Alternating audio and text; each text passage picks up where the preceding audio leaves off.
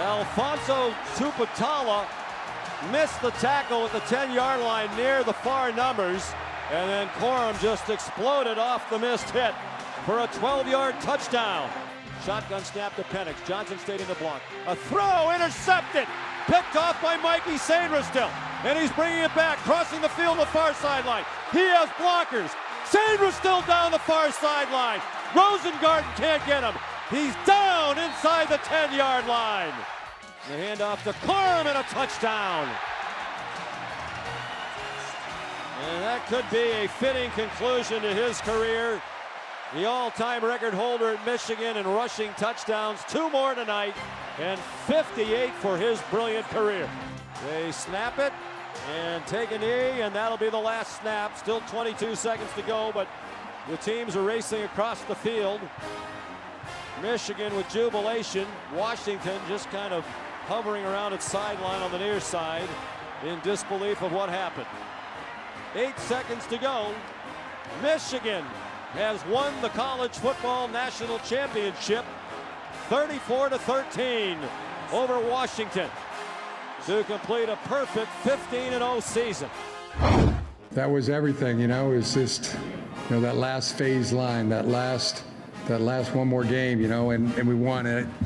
And so such a one-track mind for our entire football team. I just love it. That was one of our goals, win the next game.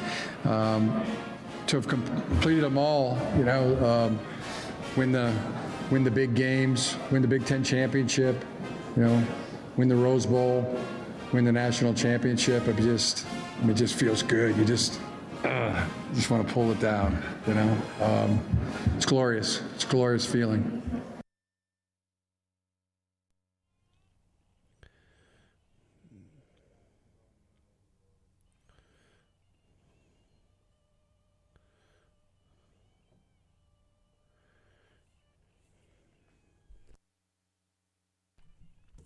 Good morning, Kansas City. Hail to the victors, and welcome to the Border Patrol on this Tuesday, January 9th. A snowy Tuesday, January 9th, 2024. My name is Nate Bukaty. Jake Gutierrez is running the show today. A few of you have asked, how Steven's doing. He is under the weather right now, but he is recovering, and we're hoping maybe tomorrow a return for Stephen St. John. I know you as a listener are hoping for it, and we are too. So no offense taken to the fact that you want Stephen back. We do as well, and hopefully he continues to recover, but he's been a little under the weather over the past week or so. And on that note, we have a special guest helping us through the 6 o'clock hour, nice and cozy in his palatial Leawood estate.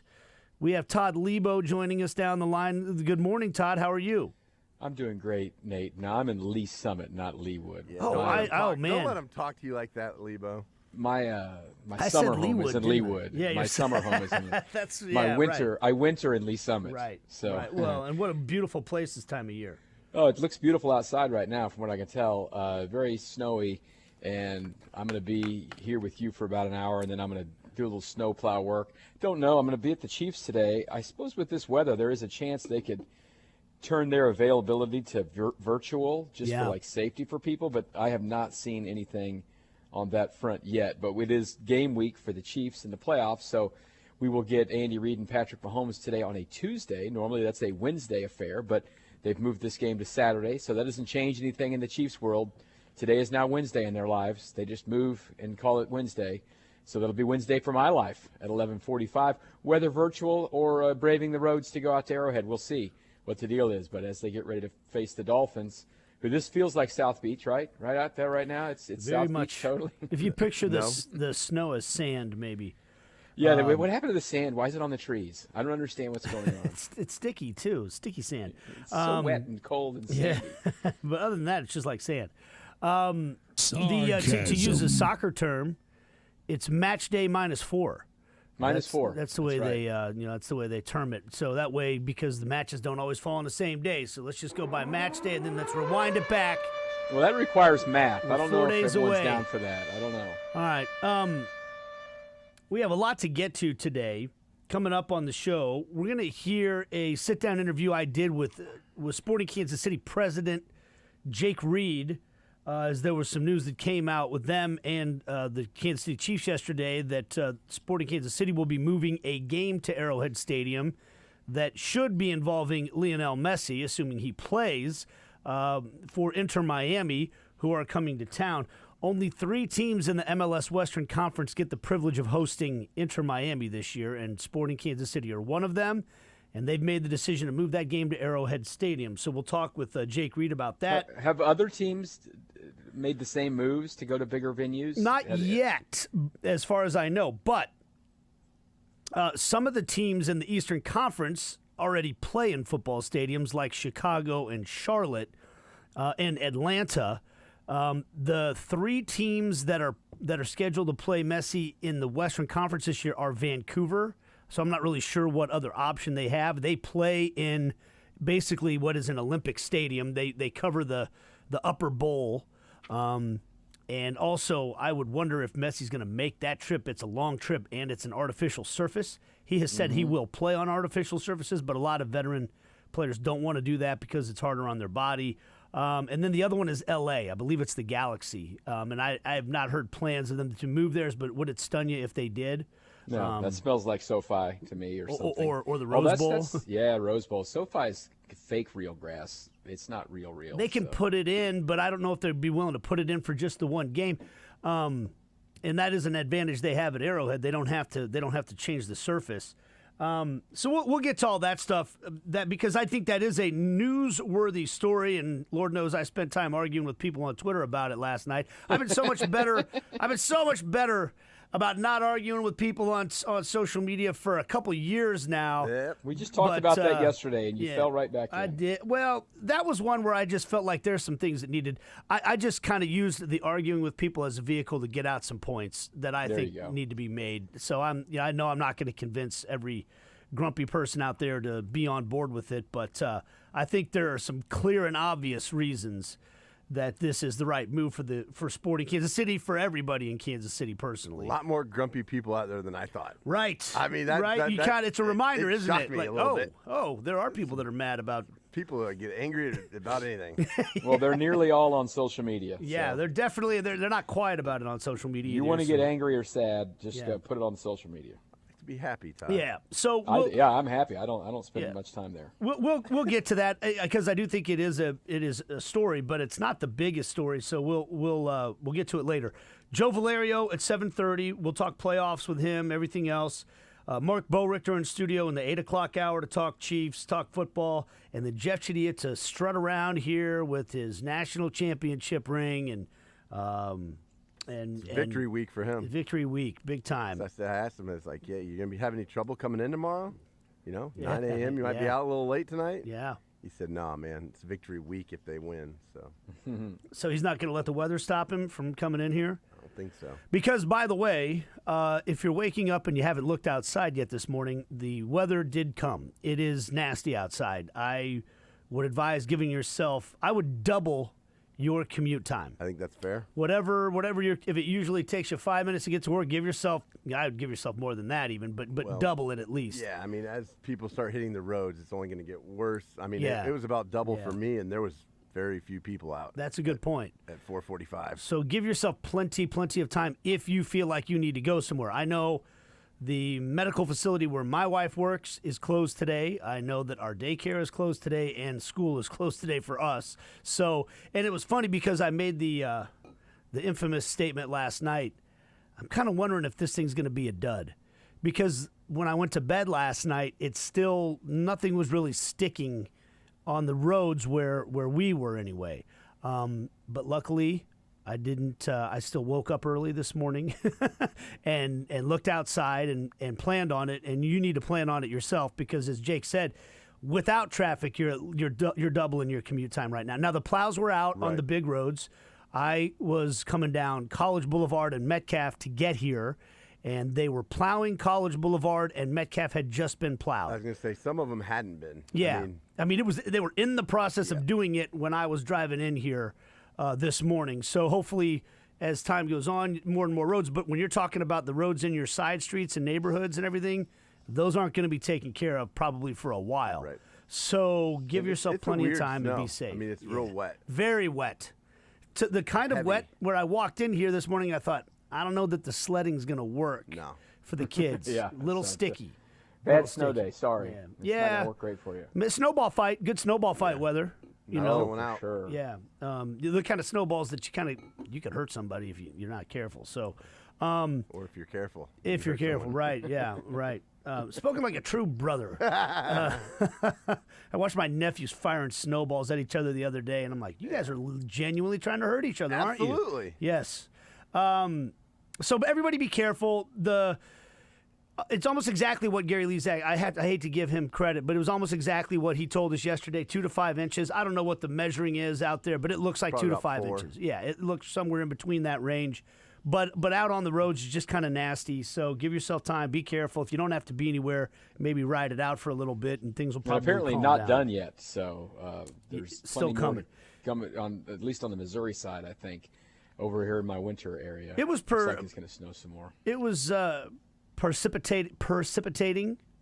Too early in the morning for me to use words like that. It was still coming down this morning when I walked in. Yeah. It was kind of a wintry mix, I felt like, that was coming down. So, yeah, not done. Take it easy today if you can. And, have yourself a nice hot toddy or cup of cocoa and listen to us talk some sports. And we'll get into, as I mentioned, there's news civically with the story about Sporting Kansas City moving the game to Arrowhead, but a bigger story also, just because this is a 40-year story.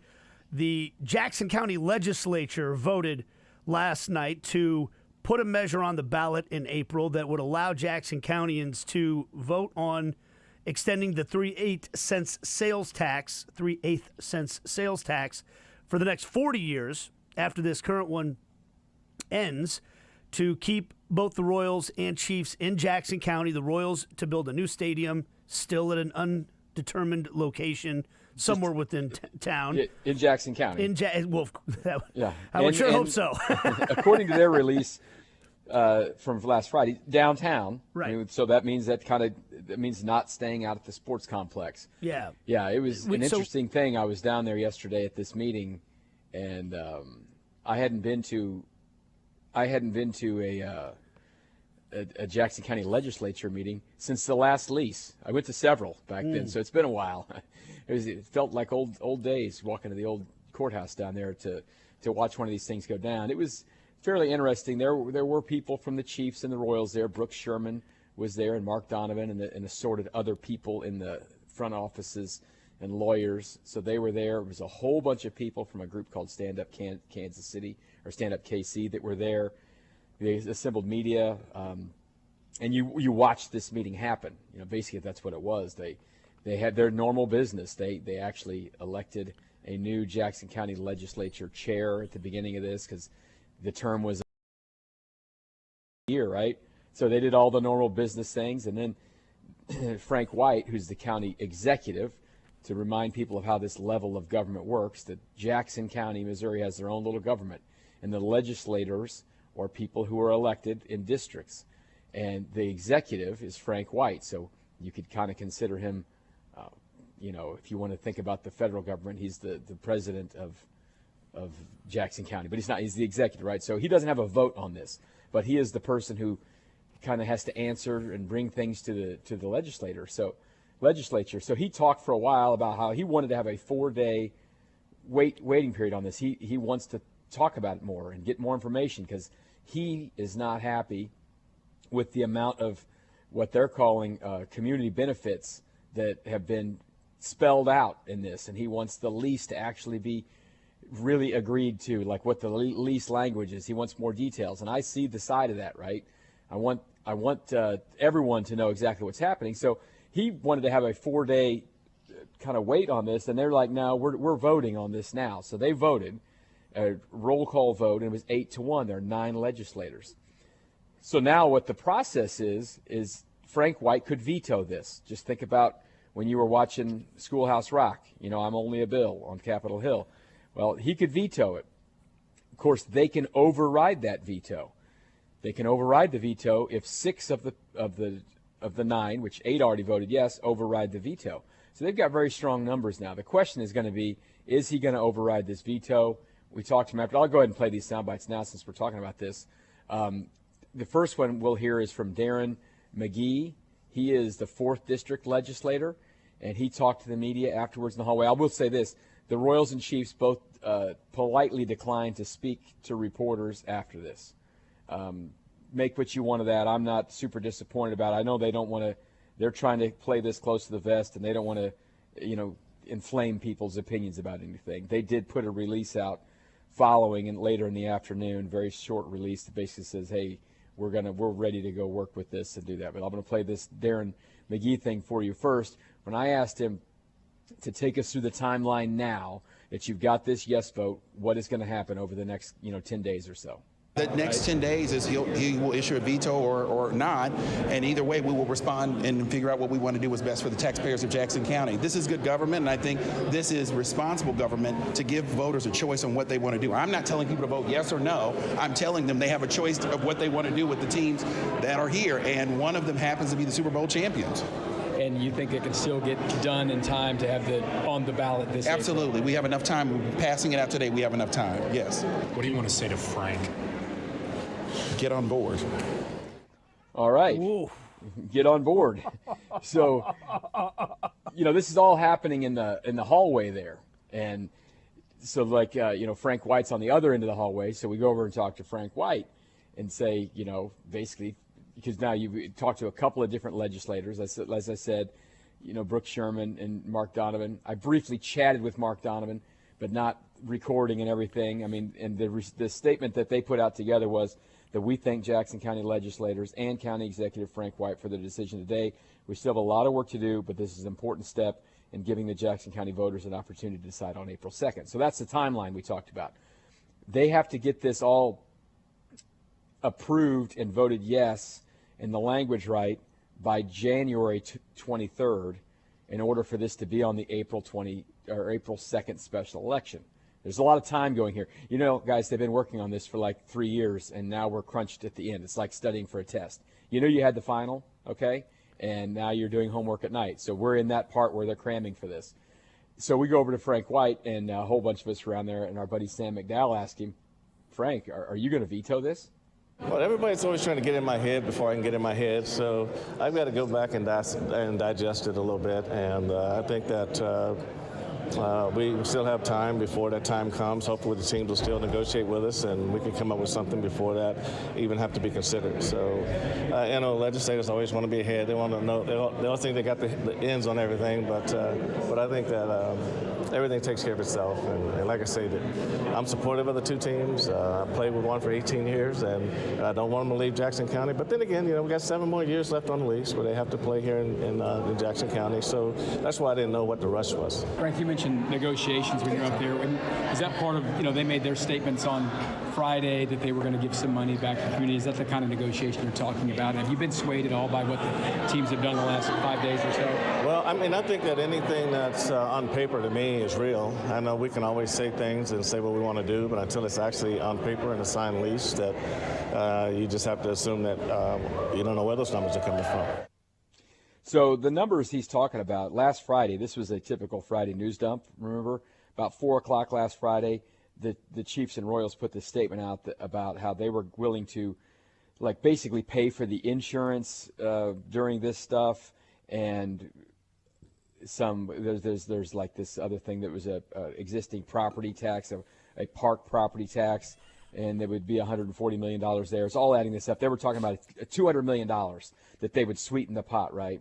And then they had a little line in there. The teams are committed to entering into robust community benefits agreement, similar to agreements provided by some other MLB and NFL teams. So, and then this is a little bit confusing for people who follow these things. The Royals yesterday, at 2 o'clock, right before this thing, put another release out. We're just, sending tweets out at this point. And they put in here the Royals' commitment to a strong CBA. And everyone who, in our world, we see CBA, we think of a collective bargaining agreement. Right. Well, the CBA in this front is a community benefits agreement. That is things that benefit the community that the teams are willing to do. And that's what like Stand Up KC is down there about. And that's what I think Frank White is talking about. So they got a little more specific, and that's what I asked him about there at the end. We have studied successful CBAs both locally, including the new airport terminal, and nationally, including the Milwaukee Bucks, Tampa Rays, and Buffalo Bills, and expect to include many of those elements. That's what I asked Frank White, is that, what do you think about these things? Well, that's not specific for him. You know what I mean? I think that he wants to see actually what the community benefits are, and they want to see actually what the lease is. And I get that. I mean, listen, teams have gotten over on cities and counties for years, and I think everyone probably should want to know what's in that lease. Now, it's going to be kind of boilerplate from the last lease, right? I mean, a lot of it's regular language, but we should probably know the details, and hopefully they've been working very hard on this, and they will get this worked out to where we get a pretty good idea of what the lease is. And then, regardless, though, guys, if the 6 of the 9 legislators, if he does indeed veto this, if they override the veto, this thing's going to be on the ballot. And as legislator McGee said, he's not telling you how to vote. He's just telling you you're going to have a chance to vote. So it's a little complicated. I hope that wasn't too super complicated. But basically, Frank White wants details, and everyone else seems to be working really quickly to get this done because they want it on the April ballot. You recall this summer, they were really pushing to be on the November ballot, and they didn't get that done. So time is of the essence here, because every single day they get another day further away from starting these conversations and another day closer to finding an election, whenever that is. That's a great breakdown, Todd, and it is complicated, and sometimes I think we can get. It's like when you're a kid in school and you're sitting in class and all of a sudden the teacher starts throwing dates out and things like that, and your brain starts to gloss over. I'm sure that sometimes you're like, okay, what is this again now? But it's all important stuff. But to boil it down, you're saying like, hey, maybe we need to see the details of the lease. They don't even know where they want to put the stadium. Right, they haven't told us that yet. That's not a detail. That's the biggest picture of all. Well, we saw this happen in Oklahoma City this past election. Right. Oklahoma City, they've had whatever it's called now. It was the Ford Center, and then it was like the Chesapeake Energy Center. It's now, I don't know what they call the arena where the Thunder play. All right, they had that built just the same way that Kansas City built, Sprint Center, now T-Mobile Center. They wanted a downtown arena, because their other place was old. So they did that. Well, they lucked into getting an NBA team because they got to show for a year that they could host. The Pelicans played there right after the hurricane. And then people were like, oh, people really like this. And then they had some people who went out and got the Supersonics to move there. All right. Well, that stadium arena is not 400 years old, but they need a new one, because when they built it was pretty nice, but it wasn't quite like up to NBA standards. It's the Paycom Center now, and it opened in June of 2002. 2002. I remember going there for the Big 12 tournament. Not fancy. Yeah, it's 5 years older than T-Mobile Center. Well, about a month ago, they had an election where they don't know where they're going to build an arena, and they voted yes. The voters voted yes. We want to have a new arena. So that's a little dangerous, but listen, they voted yes on it because they want a new arena. Yeah. So I mean that's what we're talking about. But generally speaking, I think we would certainly like to know where the baseball stadium is going to go. The Chiefs are staying at Truman Sports Complex under this plan. This is what they want. They're going to want money, and they'll want money from other sources as well. They're on their own on that. They want to do a lot of things out there. That's fine. They don't want to build a whole new stadium. Whether that's right or wrong, that's what they wish right now. That, of course, could change. But, yeah, I would love to know if Jackson County and downtown means East Village, whether it means the KC Star Building on the west side of it or the east side of it. I mean, there's a whole lot of details about this. And these other details as well about community benefits agreements. And, there's a whole lot of nitty-gritty in these leases, man. I'll tell you that. I know this much. I was sitting there watching this thing happen, and I think the smartest people in the room were the ones sitting next to the Royals and Chiefs. It was their lawyers and stuff. And the legislators, I'm not saying they're not smart people. They are smart people. But they're also people who, they have real jobs. This is not their full-time job. And so this is something they do that a lot of them just want to be in politics and all that stuff. And they're down there, and there are lawyers and stuff for the county. But listen, man, these are partnerships, but partnerships aren't always exactly 50-50. The teams want something. and they want things, and the legislators are trying to be gatekeepers for the voters, and eventually the voters will get to choose yes or no on this thing. But even once that happens, we've seen this. I mean, they passed this stuff back, 15 years ago or whatever, and there were still troubles on who's paying for the maintenance, repair, and operational things. I mean, there's always been controversy about these leases. So when money's involved, people will fight about it, and they'll try to get some, and they'll try to do different things. So it's fascinating to watch, and I can encourage you. You can go back and watch this meeting. There was a part of the meeting, guys, where there was an actual question. What does a yes vote mean? Is this yes for or no? You know what I mean? I mean, these things were happening during the meeting. So I walked out of there, and I was kind of like, congratulations? I don't know. Yeah, that is like you go to the ballot box, and you're like, you read the question, and then it's like, if yes, then vote no. Yeah. If you are in favor, vote, yeah. So they're vote against it if you're in favor for it. Yeah. Right. Yeah, so it was wild. And the place was packed because they had all the, they wanted the community folks down there and everything. So it was a weird scene. But listen, this is government at work. This is the things that, yeah. Listen, and I said this yesterday to Petro. If I don't like it, go run. You know what? I don't want to go run for this. I don't want any part of this mess. Or I'm glad someone's out there trying. Get yourself out of it altogether. The clips that you played, I think crystallized kind of the narrative of this storyline so far in many ways, and Frank White is at the center of it. You could hear from the legislator that you interviewed there, Darren McGee. What's your message to Frank White? Quote, get on board. There's a narrative on one side that he is being an obstructionist on this whole thing. That on board. That he's not playing along. That he's not, that he's basically standing in the way of this. The flip side is he's driving a hard bargain. He's going to hold the teams accountable. He's going to try to get as much out of this agreement for the county as possible, and he's driving a hard bargain. I'm not telling you what you should think on that. I'm just telling you that's kind of the way this. Every person that I talk to about this, that's what you're told. Yeah, well, I'll tell you this. I mean, listen, I promise you, Frank White has set, like, in front of Ewing Kauffman, getting a hard bargain driven at him. Yep. As a baseball player back in the day. You know what I mean? Yep. So I appreciate that part with Frank White. I really do. I think that I do think he is working for many of the voters of Jackson County. Now, I personally, I care more about is the team going to be here, where they're going to play, all that stuff. The other community benefit stuff, listen, I guess those things are important to a lot of people. They're not as important to me, but listen, we're all different. Every single person who's going to vote yes or no on this is different in Jackson County. And listen, and I will say this, I know we have to break. This isn't just Jackson County taxpayers paying for it. If you come to Jackson County and you spend any money, you're paying for it too. Right. And almost everybody in this Kansas metropolitan area will spend some money in Jackson County. Now, more if you live in Jackson County, more likely you'll spend more money in Jackson County because you'll go to the grocery store there and blah, blah, blah, and all that stuff. But everyone's got a little piece in this thing, and they're talking about a 40-year lease on this. The last ones weren't 40. They were 30. So this is 40 years of continuing that number. And there will be other money in there as well, because this is not enough money. But what they need to do, and this is what I want to see in the lease, and this is what they've said, but I want to see it in the lease, that the teams need to be held responsible for every penny over what they've been promised, all that stuff.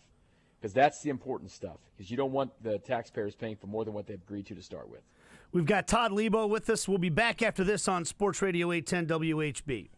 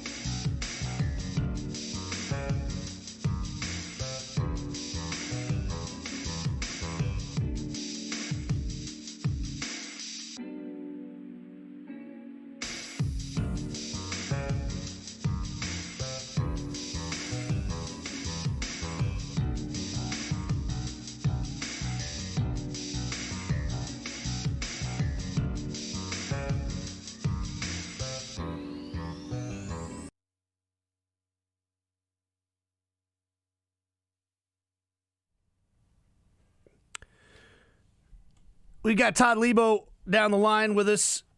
National championship game last night.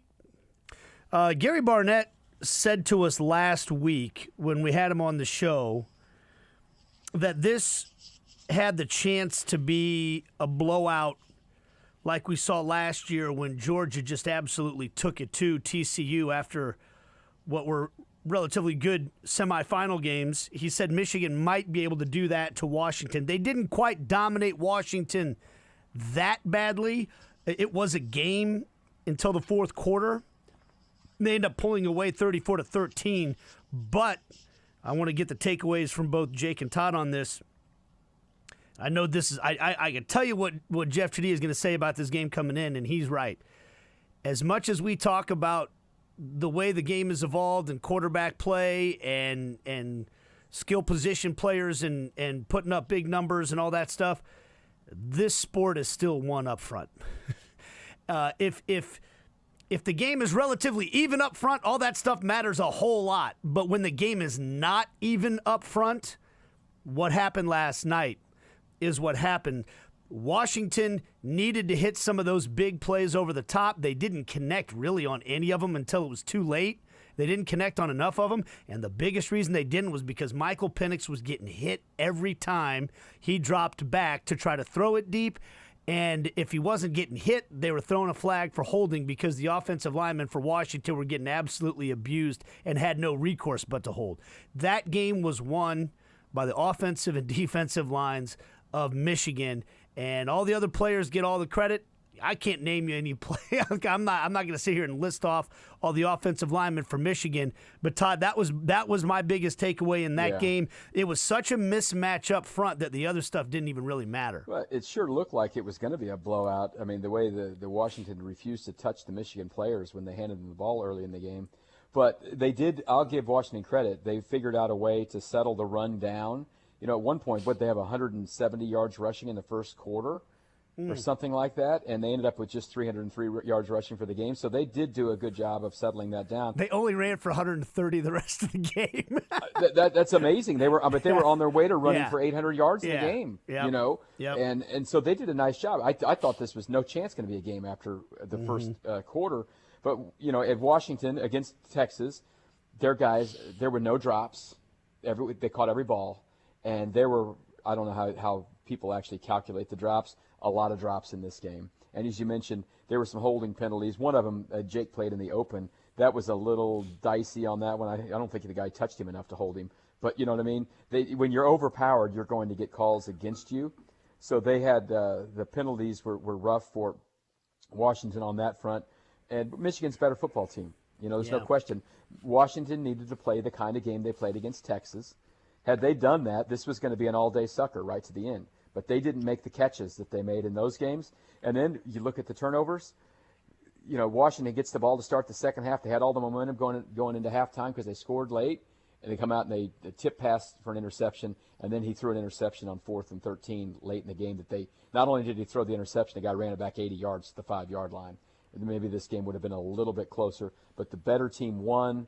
The better team covered. In my opinion, they were certainly a 5-point better team, and Michigan deserves to be the champions this year. But Washington had a fantastic year, and they almost made that a game. It looked like it was going to be 42-6 when I was watching the first quarter, and they battled back and they made it a fourth quarter game somehow. They did, but then Michigan ended up pulling away and outscoring them 14-0 in the fourth quarter, and they win at 34-13. Now, obviously, the big storyline for a lot of people is just Jim Harbaugh's future. Is he going to try to continue to keep that dynasty going at Michigan? Now they've got the national title. He's 40-3 over his last 3 years, but he's obviously flirted with the NFL. He's already coached in the NFL and had a successful stint there once before. John Harbaugh came and surprised him on the sideline. It gave him a brotherly hug. And so Harbaugh was speaking about how great personally this is. Are there any more boxes for him to check? Well, I check the biggest box, for me personally, just to be, part of the family, with my dad, who won a national championship with Western Kentucky in 2002, and John Harbaugh, who won the Super Bowl 2012 season, 2013 Super Bowl. I get to sit at the big person's table now. That feels really good. Just to be the only coach in your own family that hasn't won a national title or Super Bowl, the championship. That feels great personally. So now does he go back to the NFL and try to be the only person in his family to win both? Right, sit at the head of the table. Yeah. Well, listen, it's easier to win at Michigan than the NFL. I'll say that for sure right now. You could be dominant at Michigan, but it's going to be up to him if he wants to deal with. Remember, this guy was suspended for several games this year, twice, for rules that the NCAA had. Is he sick of that? Does he like that? Does he want to deal with those things? Or would he rather work within the structure of the NFL, which, by the way, he was very successful in the NFL because he mentioned his brother won a Super Bowl. That was against his team. He made the Super Bowl, okay? This guy can coach any level. He coached at San Diego, not San Diego State, San Diego. Remember that? He turned that around. He was very good at Stanford. He started Stanford's, resurgence to what they turned out to be very good at the very end of his career, and then when they took over after that. So this guy can coach whatever level it is. There's no question about that. Do you want to mess with all the stuff that goes along with coaching in college football now? It's become a hassle for a lot of these guys with the transfer portal, the NIL stuff. The things they were dealing with was things that you could just, cheating, I guess, getting signs that you're not supposed to do in the NCAA, going about it in a way that people didn't think was the right way to do it. He says they're innocent of those things, but he sure seemed like he didn't coach for several games. But, do you want to mess with that stuff? I don't know. It's going to be up to him. He makes a lot of money at Michigan, and in the NFL, they'll charge you a lot, or they'll pay you a lot of money to do the same job there. He's not going to worry about paying his bills anywhere. What do you want to do? Do you want to coach at your alma mater and make $10 million a year? Gosh, what would be a bad year at Michigan right now for Jim Harbaugh? 2 losses? Yeah. I 3? mean, what's a bad year in the NFL? Well, look. I mean, not making the playoffs? Ask Bill Belichick. There you go. I mean, can you ever see at Michigan in the next 10 years with what they have going right now and Jim Harbaugh as the coach, they ever miss a bowl game? No. So here's your point, and I think this is it's a fair point. If you want to coach in college sports at a dynasty-type program, you can do it for a really, really, really long time and maintain a level of success. Look at Bill Self at Kansas, right? Look at Bill Snyder at Kansas State. Look at name the coach, Gary Pinkel. Once you establish a level of success, you can win. In the pros, it's a lot harder because there are far more mechanisms in place to level the playing field, right? To bring the top teams back. We talk about it all the time. That's what's so impressive what the Chiefs have done, winning 8 straight, because the rules make it harder for the winning team to keep winning. Salary cap restrictions, draft picks, you don't get as good of a draft pick. You get tougher schedule, all those types of things. So to me, though, with Hart, like if you're a guy, Nick Saban clearly decided after a while, you know what? It's just good to stay here at Alabama. It's just good to stay here and keep on winning. Harbaugh's bounced around so much already from all the places you just listed off. The question is, do I want the place where I can just win, and make a lot of money, but I got to deal with all these headaches?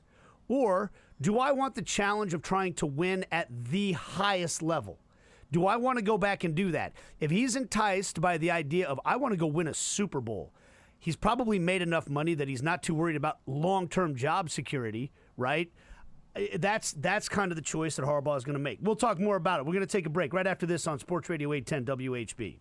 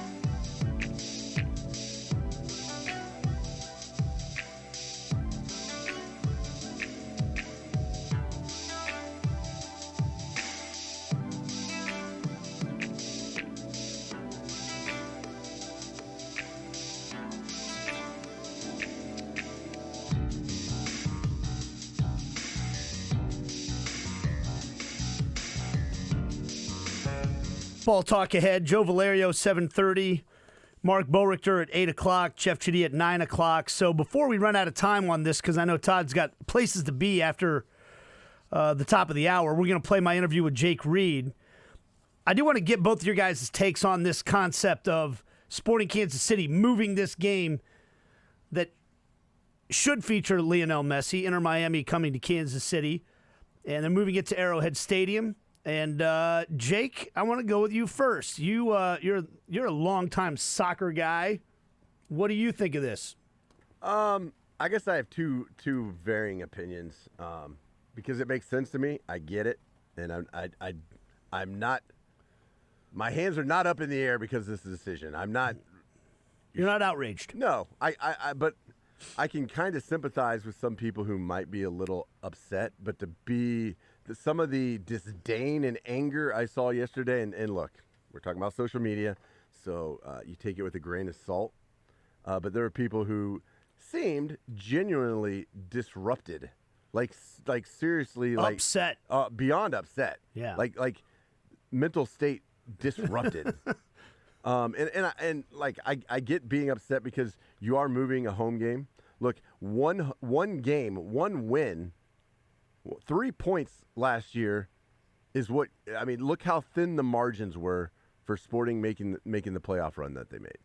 They got in on the last day, so every point is so crucial. So what you're doing is you're taking away, so to speak, a home field advantage in Children's Mercy Park, right? And you're moving it to a bigger venue that you are inviting people who might not be Sporting Kansas City fans, who might just be Lionel Messi fans, because there will be a lot of them. Oh yeah, and a lot. You're turning a home game into a neutral site game, if not a Lionel Messi game. Right, so I get that aspect of it, right? And me personally, I would have paid obscene amount of money to go and to sit in Children's Mercy Park, and watch that game. I was going to be there regardless. I mean, I don't go to a whole lot of concerts and spend a whole lot of money anymore on public events. That's one that I definitely. I'm going to be in Arrowhead. You're going. I'm going. I would have been in Children's Mercy Park regardless. I found a seat in there. Selfishly, I would have rather seen him play in that park. Right. I would have rather seen him play in that atmosphere. For me, as a soccer fan, as a Sporting Kansas City fan, I would have rather seen Lionel Messi play in Sporting Kansas City Park. Would you have rather paid 4 times as much? Probably. Okay. So honestly, that would have been fine for you. Yes. I'm paying $500 to go. Yeah, I don't care. Probably. It's a once in a life. I'm not going to do it again. Yeah. So no, that didn't bother me all that much. Like saving the money. Like I'm happy for kids that wouldn't have gotten the opportunity. Right. That will, have that memory like it was for me watching Manchester United play in Arrowhead. We watched that game together. Yeah, we did. Mm-hmm. And so, that memory, I have that memory forever, and that was a great memory. Being a Manchester United supporter and the Wizards at the time, growing up watching them, having my dad have season tickets to their inaugural season. So I get people being upset, but to the level that people are upset, it's like, man, if you can't see both sides of this, you're not being open-minded. You are shutting your opinion off and saying, I'm taking my ball and I'm going home and I'm going to fight about it. Here's the thing. I think it's super important for a team like Kansas City as well. Kansas City doesn't have the deep pockets that some of the other markets have, where they've spent some crazy money on designated players. This is a way for Sporting KC to cash in on this. That's the point. This is money that they can make to keep getting better players and do all the things that they want to do to get better players. So I see this side of it. And listen, we were joking on the texting each other last night. I know it's not a soccer stadium, but they are playing World Cup games at Arrowhead Stadium in 2026. And they are playing, the United States national team is playing there this July, in the Copa America, which is Copa actually America, a mass. so. They're going to be playing against Uruguay, which is a great. They've won 2 World Cups. They are a great national team to come here. So yeah. Listen, this is not like it's not a soccer stadium. Okay, I mean they played a lot of soccer in that stadium, and I think if Sporting fans are upset about this, buy all the tickets. It's not a soccer the Messi stadium, fans though, out. Todd. I know it's not a soccer it's stadium. a stadium. It's a, like, look, the games they played in Qatar, those are stadiums. But a soccer stadium, there's a difference between a World Cup venue and a soccer stadium. I agree. You go all over Europe. I agree. You will see, except for the biggest of the big clubs, you will see soccer stadiums. 18 to 30,000 seat stadiums that were built soccer specifically. Well, for me, this is probably the only time he's ever going to play in Kansas City, and go sell the tickets. You can sell it. You know what I mean? Yeah, I get It'll it. be fun. That's why I'm not angry about it. I'm not pissed off. I get it. I get both sides of it. Selfishly, that's what I would have rather preferred. But guess what? If I don't get what I want, I realize these days that's okay too.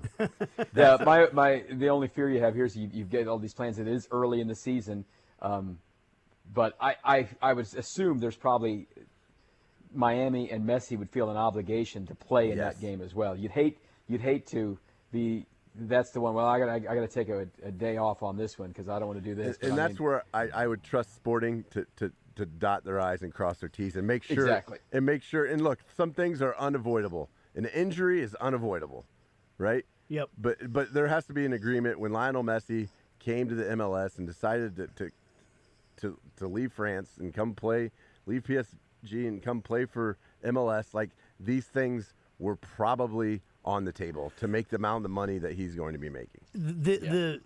The good thing, one of the good things about the way Lionel Messi plays at this point in his career, and really has played for a long time, he can play 60 games in a year because he walks 75% of the time. Right. And that sounds like a knock, but it's not. Like, it's dude, watching him play is unlike anything I've ever done, and I'll get into my thoughts on it in a minute.